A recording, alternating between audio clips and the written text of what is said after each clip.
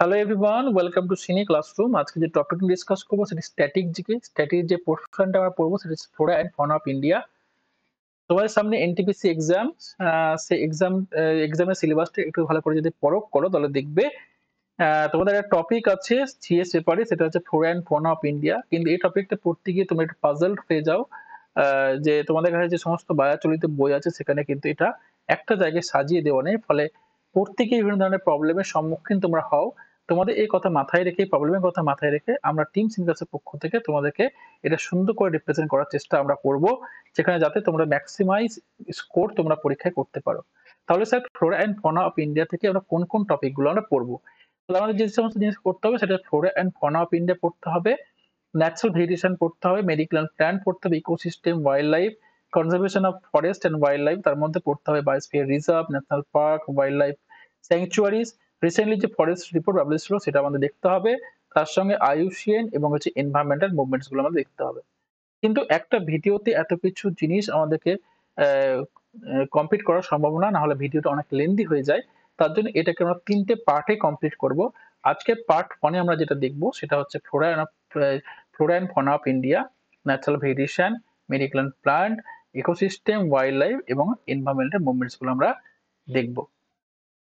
তবে এই আজকে যে টপিকটা আমরা পড়াচ্ছি তার পিডিএফটা, এই সুন্দর করে পিডিএফটা তৈরি করা হয়েছে, এই পিডিএফটা পেতে গেলে অবশ্যই তোমাদের কি করতে হবে, আমাদের সিনি ক্লাসরুমের পক্ষ থেকে যে এনটিপিসি যে ক্র্যাশ কোর্স চলছে সেখানে তোমরা যারা এখনো যুক্ত হয়নি যুক্ত হয়ে যাও, কারণ কি এর পিডিএফটা তোমরা এই কোর্সের মধ্যেই তোমরা পেয়ে যাবে।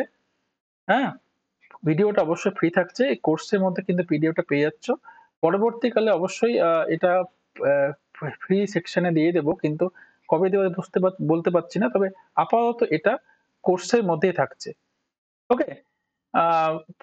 অন্যান্য এনকোয়ারির জন্য অবশ্যই তোমার যোগাযোগ করতে হবে এই নাম্বারে 9830345379 নাম্বারে, এবং আরো ইনফরমেশন পেতে গেলে আমাদের হোয়াটসঅ্যাপ গ্রুপ এবং টেলিগ্রাম চ্যানেলের সঙ্গে যুক্ত হতে হবে, এবং অবশ্যই আমাদের মোবাইল অ্যাপটিকে ডাউনলোড করতে হবে। তো চলো শুরু করি আজকের topic, flora and fauna of India. Flora বলতে স্যার আমরা কি বুঝি? ফ্লোরা বলতে আমরা বুঝি যে কোনো একটা পার্টিকুলার রিজনের প্লান্টকে বুঝি, অর্থাৎ প্লান্ট কিংডমকে আমরা কি বলবো? ফ্লোরা।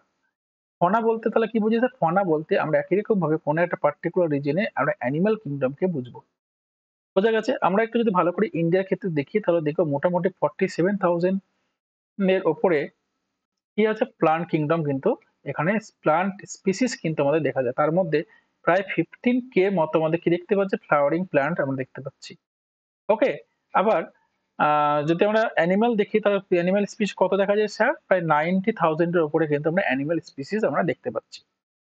আমরা একটা পিক্টোরিয়াল ফরম্যাটে তোমাদেরকে একটু দেখানোর চেষ্টা করছি, বোঝানোর চেষ্টা করছি যে এরা দেখো প্লান্ট, হ্যাঁ, এই প্লান্টকে আমরা কি বলছি? ফ্লোরা। এই যে অ্যানিমালস, এগুলোকে আমরা কি বলছি? এটাকে হচ্ছে ফনা। এবার আমরা দেখবো ন্যাচারাল ভেরিয়েশন। ন্যাচারাল ভেরিয়েশন বলতে আমরা কি বুঝি? ন্যাচারাল ভেরিয়েশন বলতে বুঝি আমরা যখন প্লান্ট কমিউনিটিকে বুঝছি, সেই প্লান্ট কমিউনিটি যেগুলো কিন্তু মানুষের দ্বারা কিন্তু প্রভাবিত নয়, প্রত্যক্ষ এবং পরোক্ষভাবে কোনোভাবে কিন্তু প্রভাবিত নয়, এই ধরনের প্লান্ট কমিউনিটিকে আমরা কি বলবো? ন্যাচারাল ভেরিয়েশন আমরা বলবো। এটাকে আমরা ভার্জিন ভেরিয়েশনও আমরা বলতে পারি। তবে এই ন্যাচারাল ভেজিটেশন কি বিভিন্ন এনভায়রনমেন্টাল ফ্যাক্টরস কিন্তু এরা কিভাবে কন্ট্রোল করে? তারা কারা স্যার? ক্লাইমেট, সয়েল এবং ল্যান্ড ফর্ম। তো প্রথমে আমরা দেখে নেব ল্যান্ড। ল্যান্ড কিভাবে স্যার এদের কন্ট্রোল করে? আমরা যদি একটু আর্থকে ভালো করে দেখি, আমাদের এই পৃথিবীটাকে ভালো করে দেখি, প্রত্যেকটা জায়গায় কিন্তু ল্যান্ড সিস্টেম কিন্তু সব একই রকম না। কোথাও তুমি দেখতে পাবে পাহাড় আছে, কোথাও দেখতে পাবে প্লেন এরিয়া আছে, কোথাও দেখতে পাবে ডেজার্ট টাইপের আছে। ঠিক আছে? সব জায়গায় কিন্তু প্লান্ট কিন্তু একই রকম কি? পাহাড়ে দেখবে এক ধরনের প্লান্ট স্পিস দেখতে পাচ্ছ, তোমার হচ্ছে প্লেন এরিয়া এক ধরনের প্লান্ট স্পিস দেখতে পাচ্ছ, ডেজার্ট এরিয়া এক ধরনের প্লান্ট স্পিস দেখতে পাচ্ছ। তাহলে ল্যান্ডের উপর ডিপেন্ড করে কিন্তু প্লান্টের কিন্তু টাইপও কিন্তু কি করছে? আমাদের ইনফ্লুয়েন্স হচ্ছে। সয়েল কিভাবে তাহলে কি করে স্যার? আমরা যদি ভালো করে দেখি তাহলে বিভিন্ন ধরনের সয়েল আমরা দেখতে পাই। কি স্যার? অ্যালুভিয়াল সয়েল দেখতে পাই, রেড সয়েল দেখতে পাই, ল্যাটেরাইট সয়েল দেখতে পাই, স্যান্ডি সয়েল দেখতে পাই, এন্ড সো অন। অনেক ধরনের সয়েল আমরা দেখতে পাচ্ছি। তাহলে এই সয়েলও কিন্তু বিভিন্নভাবে প্রভাবিত করে। কিরকম করে স্যার? স্যান্ডি সয়েলে যদি যাও, ডেজার্ট এরিয়াতে স্যান্ডি সয়েল দেখা যায়। সেখানে কি ধরনের ক্যাকটাস জাতীয় গাছ জন্মাচ্ছে। আবার একটু তোমার হচ্ছে আহ, তোমার ডেল্টাটিক সয়েল, ওয়েট মার্সি ডেল্টাটিক সয়েলের দিকে যদি তাকাও, সেখানে দেখবে ম্যানগ্রোভ টাইপের কিন্তু আমরা আহ গাছ দেখতে পাচ্ছি। ওকে। আবার তোমরা যদি হিলের দিকে যা পাহাড়ে হিল স্লোপস দিকে সেখানে কি দেখতে পাবে কনিক্যাল টাইপের ট্রি কিন্তু দেখতে পাচ্ছি। বুঝতে পেরেছো? তাহলে আমরা এখান থেকে কি বুঝতে পারছি সয়েল কিন্তু বিভিন্নভাবে কিন্তু টাইপস এর যে ভেরিয়েশন এর যে টাইপ সেটা কিন্তু বিভিন্নভাবে ইনফ্লুয়েন্স করছে। ক্লাইমেটও তো একইভাবে করে। এবার ক্লাইমেট বুঝতে গেলে আমাদের একটা জিনিস বুঝতে হবে ক্লাইমেট এবং ওয়েদার। ওয়েদার বলতে আমরা স্যার কি বুঝি? ওয়েদার বলতে ডেইলি চেঞ্জেস হচ্ছে। যেমন ধরো হঠাৎ করে আজকে বৃষ্টি হলো, হঠাৎ করে কালকে আবার গরম পড়ে গেল। এই যে জিনিসটাকে আমরা কি বলছি? এই ধরনের ফেনোমেননকে আমরা কিছু ওয়েদার বলব। ঠিক আছে? ওয়েদার মানে শর্ট টার্ম যে ফেনোমেনন সেটাকে আমরা ওয়েদার বলছি। ঠিক আছে? শর্ট টার্ম যে ফেনোমেনন সেটাকে আমরা কি বলছি? ওয়েদার বলছি। ক্লাইমেট বলতে হচ্ছে লং টার্ম ফেনোমেনন। অর্থাৎ হচ্ছে যে মোর দ্যান 20 ইয়ার্স এর যে ওয়েদারিক ফেনোমেনন এর ফলে যে ওয়েদারিক কন্ডিশন যে চেঞ্জ হচ্ছে কোনো একটা পার্টিকুলার জায়গায় সেটাকে আমরা কি বলছি? ক্লাইমেট বলছি। ঠিক আছে? তো ক্লাইমেটের ক্ষেত্রে কোন, কোন জিনিসগুলো ইনফ্লুয়েন্স করে? সেগুলো হচ্ছে টেম্পারেচার ইনফ্লুয়েন্স করছে। হ্যাঁ? হিউমিডিটি, প্রেসিপিটেশন এগুলো কিন্তু বিভিন্নভাবে কিন্তু ক্লাইমেটকে ইনফ্লুয়েন্স করে। এই ক্লাইমেটের যে বিভিন্ন ধরনের ফ্যাক্টরস এর কথা বললাম টেম্পারেচার। এই টেম্পারেচার কি স্যার ভেজিটেশন এর উপর কোনোভাবে প্রভাব ফেলে? অবশ্যই প্রভাব ফেলে।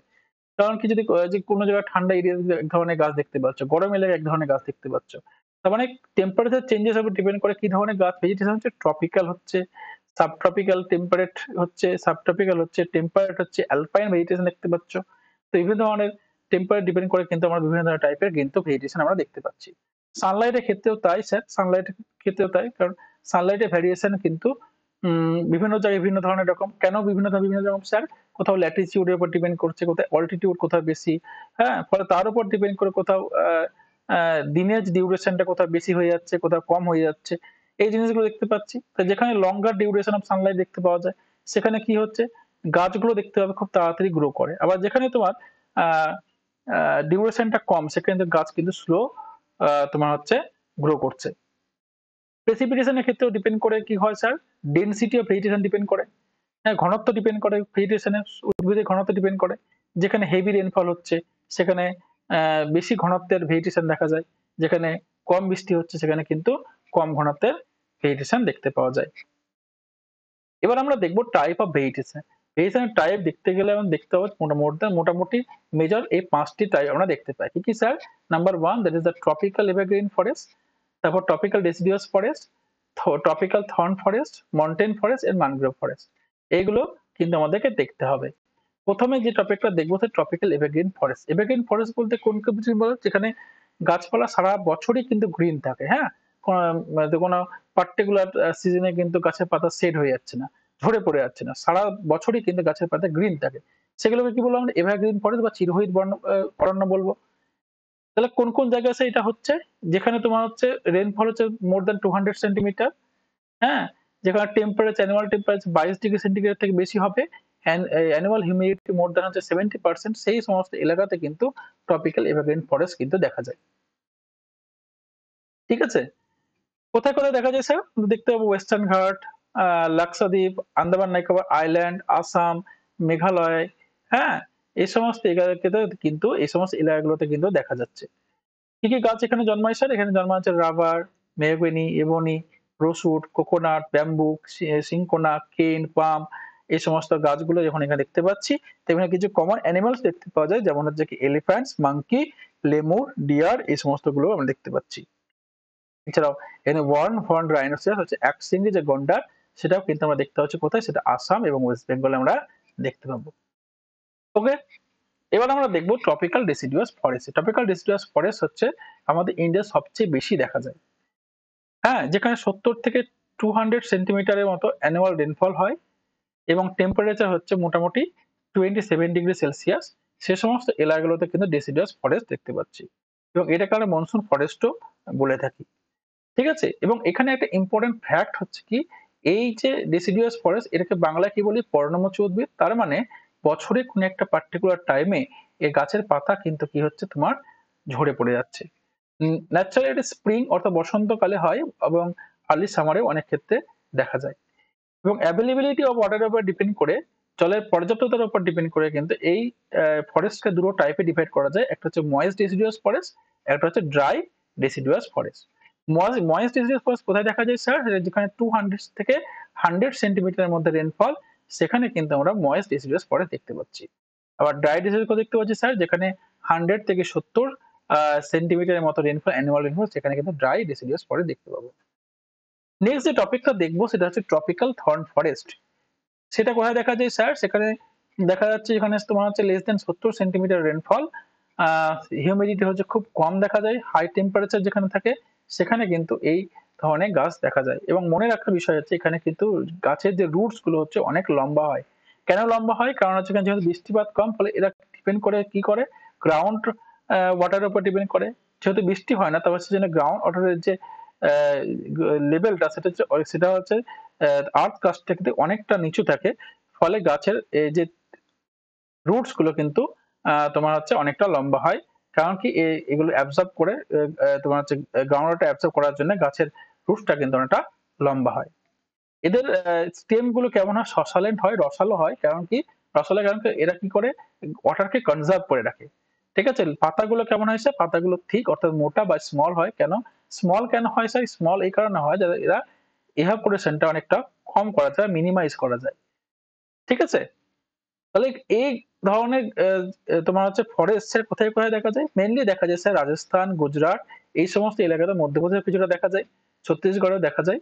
এই সমস্ত জিনিসগুলো আমরা, এই ধরনের ফরেস্ট গুলো এই সমস্ত এলাকায় দেখতে পাই। এখানে অ্যানিমাল, যে সমস্ত অ্যানিমাল দেখা যায় তার মধ্যে camels, horse, wild ass, wolf, tiger, lion and so on, এই সমস্ত জিনিসগুলো আমরা দেখতে পাচ্ছি। গাছের মধ্যে আমরা দেখতে পাবো কি, ক্যাকটাস জাতীয় গাছ আমরা দেখতে পাই, পামস দেখতে পাচ্ছি, এই সমস্ত গাছ কিন্তু প্লান্ট স্পিসিস আমরা এখানে দেখতে পাবো। নেক্সট যে টপিকটা দেখবো হচ্ছে মাউন্টেন বা মনটেন ফরেস্ট। তোমরা যারা অনেকেই পাহাড়ের দিকে গেছো, তাহলে দেখতে হবে যত পাহাড়ের উপরের দিকে উঠবে তত কি হবে, টেম্পারেচার কি হবে, ডিক্রিজ করবে, তাই না? টেম্পারেচার যত উপরের দিকে উঠবে তত টেম্পারেচার ডিক্রিজ করবে। এবং আরেকটা জিনিস তোমার নোটিস করবে, যদি কখনো পরবর্তীকালে যাও তো দেখবে যত উপরের দিকে যাবে তত তোমার কি হচ্ছে, গাছের যে ধরন সেটাও কিন্তু অনেক ধরনের চেঞ্জ হয়ে যাচ্ছে। ঠিক আছে? তোমার হচ্ছে একটু কম উচ্চতায় এক ধরনের গাছ দেখা যাচ্ছে, আরেকটু উপরে উঠলে এক ধরনের গাছ দেখা যাচ্ছে, আরেকটু উপরের দিকে উঠলে আরেক ধরনের গাছ দেখা যাচ্ছে। তাহলে একটু দেখে ভালো করে দেখবে, 1000 থেকে 200 মিটারের মধ্যে তোমার হচ্ছে এভারগ্রিন টাইপের দেখা যায়। তাদের গাছের পাতাগুলো অনেক চওড়া ধরনের হয়। যেমন ওকস, চেস্টনাট এই ধরনের গাছ কিন্তু এই সমস্ত উচ্চতায় কিন্তু বেশি দেখা যায়।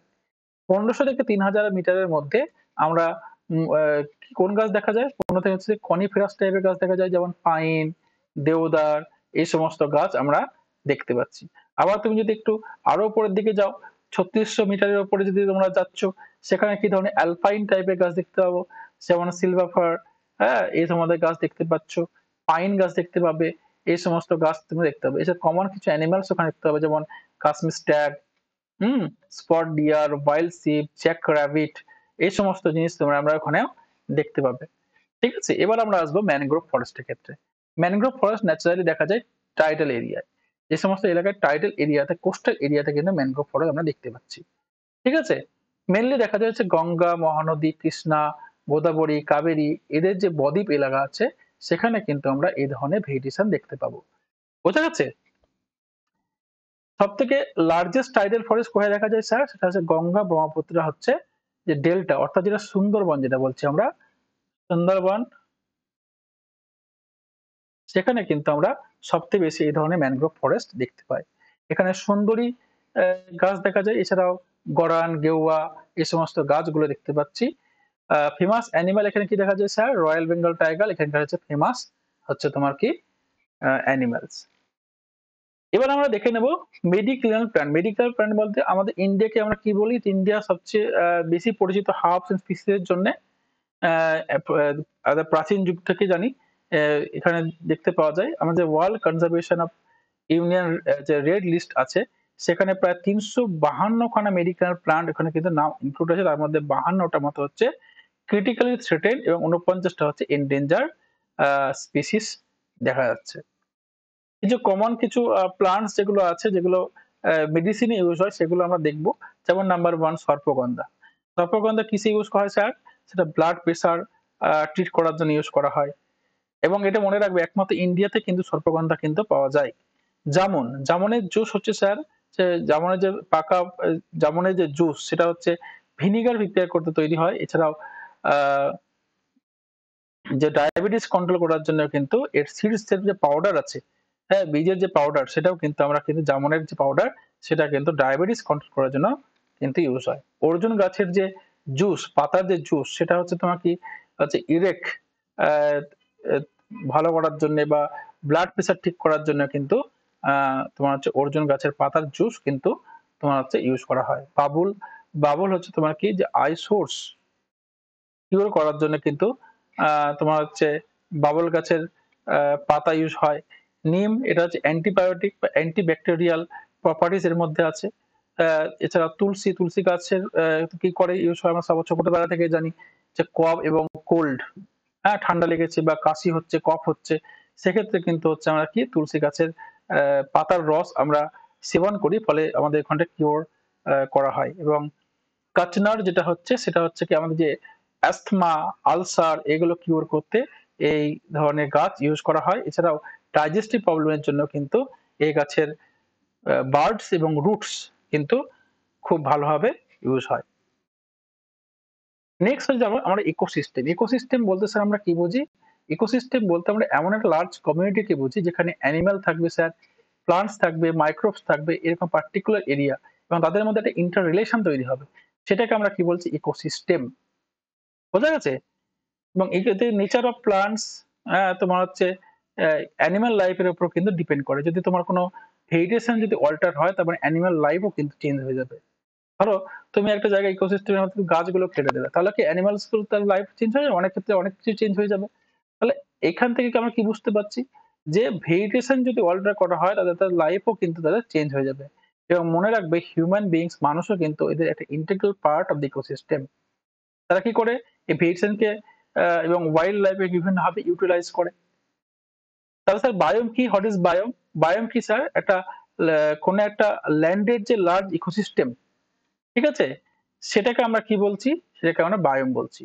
A very large ecosystem on land having distinct type of vegetation, particular এক ধরনের ভেজিটেশন দেখা যায় বা অ্যানিমাল লাইফ দেখা যায়, সেটাকে আমরা কি বলছি? বায়োম বলছি। ওকে, এবার আমরা দেখবো স্যার হচ্ছে সেটা হচ্ছে ওয়াইল্ড লাইফ। ওকে, এই যে আমি কিছুক্ষণ আগে বললাম ওয়াইল্ড লাইফের ক্ষেত্রে মোটামুটি নিয়ার অ্যাবাউট 90,000 মতো কি আমাদের হচ্ছে অ্যানিমাল স্পিসিস আমরা দেখতে পাচ্ছি, ঠিক আছে। তার মধ্যে 2000 স্পিসিস হচ্ছে কি দেখা যায়? বার্ডস দেখা যায়, যেটা হচ্ছে 13% অফ দ্য ওয়ার্ল্ডের 13% কিন্তু বার্ডস দেখা যায়। 2546 স্পিসিস হচ্ছে তোমার ফিশ দেখা যায়। তো এই জিনিসগুলো আমরা দেখতে পাচ্ছি, ঠিক আছে। এলিফ্যান্ট যেটা আছে, এলিফ্যান্ট হচ্ছে ধর কি, এলিফ্যান্ট হচ্ছে most Majestic animals of the mammals বলা হয়। এটা কিন্তু পরীক্ষায় অনেকবার এসেছে, সুতরাং এটা একটু দেখে নেবে। কোথায় কোথায় দেখা যায় স্যার? আসাম, কর্ণাটক, কেরালাতে দেখা যায়, ঠিক আছে। রান আপ কচ্ছ, এটা হচ্ছে তোমার কি এখানে কি দেখা যায়? এখানে ওয়াইল্ড অ্যাস দেখা যায়, এটাও অনেকবার পরীক্ষায় এসেছে, ঠিক আছে। এটাও দেখতে হবে। থর ডেজার্ট, থর ডেজার্টের ক্ষেত্রে কি দেখা যায়? ক্যামেল দেখা যায়, হ্যাঁ। ইন্ডিয়া হচ্ছে এমন একটা কান্ট্রি যেখানে, ইন্ডিয়া হচ্ছে ওয়ার্ল্ডের এমন একটা কান্ট্রি যেখানে টাইগারও দেখা যায় এবং লায়নও দেখা যায়। ওকে, ইন্ডিয়ান লায়ন কোথায় দেখা যায় স্যার? আমাদের কোথায় দেখা যায়? গির ফরেস্টে দেখা যায়, মনে রাখবে। এবং এশিয়াটিক লায়ন কিন্তু গির ফরেস্টে কিন্তু দেখা যায়। পরীক্ষা কিন্তু এটা অনেকবার এসছে, সো ভীষণ ইম্পর্টেন্ট পরীক্ষায় আবারও আসতে পারে। টাইগার্স কোথায় কোথায় দেখা যায়? টাইগার্স দেখা যায়, বাঘ দেখা যায় মধ্যপ্রদেশ দেখা যায়, সুন্দরবনসে দেখা যায়, হিমালয়ের রিজনেও দেখা যায়। ইয়াক আহ, বা ভারাল, এটা কোথায় দেখা যায় স্যার? লাদাখে দেখা যায়। ডান্সিং ডিয়ার দেখা যায় কোথায় স্যার? মণিপুরে দেখা যায়। ইন্ডিয়ান ফ্লাইং ফক্স, এটা কি ধরনের অ্যানিমালস? ম্যামালস হচ্ছে, স্তন্যপায়ী অ্যানিমালস, ঠিক আছে। লায়ন টেল ম্যাকক, সেটা হচ্ছে কোথায় দেখা যায় স্যার? ওয়েস্টার্ন ঘাটসে দেখা যায়। আহ, খারমোর কোথায় দেখা যায় স্যার? খারমোর দেখা যায়, এটা রেয়ার এন্ডেঞ্জার বার্ডস, হ্যাঁ, এটা মধ্যপ্রদেশে দেখা যায়, ঠিক আছে। তো এই জিনিসগুলো আমাদেরকে পড়ে রাখতে হবে। এগুলো সব প্রত্যেকটা জিনিস কিন্তু ভেরি ভেরি ইম্পর্টেন্ট। বিভিন্ন ভাবে পরীক্ষায় কিন্তু এগুলো এসছে। এবার আমরা দেখবো হচ্ছে এনভায়রনমেন্টাল মুভমেন্টস। প্রথম যে মুভমেন্টস আমরা দেখবো সেটা হচ্ছে বিষ্ণই মুভমেন্ট। সেটা কোথায় হয়েছে স্যার? রাজস্থানে। রাজস্থানে কোথায় স্যার? খেজরালি বলে একটা জায়গা আছে, সেটা যোধপুরের কাছে, হ্যাঁ, মারওয়ার রিজিয়নের ক্ষেত্রে সেটা কিন্তু এইখানে বিষ্ণু মুভমেন্টটা হয়েছিল। এর হচ্ছে লিডার কে ছিল? অমৃতা দেবী বিষ্ণই। কবে স্যার হয়েছিল? এটা নিয়ে যাবো 18th সেঞ্চুরিতে। এবং মনে রাখবে এটা সম্ভবত ফার্স্ট, হ্যাঁ, এনভায়রনমেন্টাল মুভমেন্ট কিন্তু এটা স্যার হয়েছিল, ঠিক আছে। নেক্সট যেটা আমরা দেখবো সেটা হচ্ছে চিপকো মুভমেন্ট। ওকে, চিপকো মুভমেন্ট স্যার কবে হয়েছিল স্যার? 1973 তে। কোথায় স্যার? উত্তরাখণ্ডে। সুন্দরলাল বহুগুণা হচ্ছে এর লিডার ছিলেন। সাইলেন্ট ভ্যালি মুভমেন্ট সেটা হচ্ছে কোথায় স্যার? কেরালাতে। 1973 হয়েছিল সুন্দরলাল বহুগুণা এবং গৌড়া দেবী কিন্তু এর লিডার ছিলেন। এরপর আমরা দেখবো এপিকো মুভমেন্ট, সেটা কোথায় ছিল, কবে হয়েছিল স্যার? 1983 এটা ওয়েস্টার্ন ঘাট রিজিয়নে হয়েছিল স্যার। উত্তরা কন্নড় বলে একটা জায়গা ডিস্ট্রিক্ট আছে কর্ণাটকের, সেখানে কিন্তু এটা হয়েছিল। পান্ডুরম হেগড়ে কিন্তু এর লিডার ছিলেন। এরপর যে মুভমেন্ট আমরা দেখবো সেটা হচ্ছে নর্মদা বাঁচা মুভমেন্ট। এটা হচ্ছে 1985 হয়েছিল, সেটা গুজরাটে হয়েছিল স্যার। এর লিডার ছিলেন যে মেধা পাটেকার। এটা তো অনেকবার এস পরীক্ষা এসছে, এগুলো তোমাকে মনে রাখতে হবে। নেক্সট তেহরি ড্যাম কনফ্লিক্ট, সেটা হচ্ছে তোমাকে 1980 থেকে 2004 সাল পর্যন্ত এর কনফ্লিক্টটা হয়েছিল। এর লিডার ছিল সুন্দরলাল বহুগুণা। এই যে এনভায়রনমেন্ট মুভমেন্ট গুলো বললাম, এগুলো প্রত্যেকটাই ভেরি ভেরি ইম্পর্টেন্ট, বারবার বিভিন্ন পরীক্ষাতে তোমার এসছে। আপকামিং প্রত্যেকটা পরীক্ষা, যে সমস্ত পরীক্ষাগুলো এনটিপিসি ছাড়াও আর অন্যান্য যে পরীক্ষাগুলো আছে, সেই প্রত্যেকটা পরীক্ষাতেও কিন্তু এই টপিক উপরে কোশ্চেন আসবে। নট নেসেসারি যে শুধুমাত্র এনটিপিসির জন্য যেটা ইম্পর্টেন্ট সেটা নয়, বিভিন্ন পরীক্ষা, আপকামিং পরীক্ষা যা কিছু আসুক না কেন, প্রত্যেকটা পরীক্ষার ক্ষেত্রে কিন্তু এগুলো পরীক্ষায় আসবেই আসবে। তো কেমন লাগলো ভিডিওটা জানাও। আজকের মতো এখানেই। কমেন্টে জানাও কেমন লাগলো, আর অবশ্যই আমাদের চ্যানেলটিকে সাবস্ক্রাইব করো যাতে পরবর্তী ভিডিওগুলো মিস না করো। Thank you, have a nice day.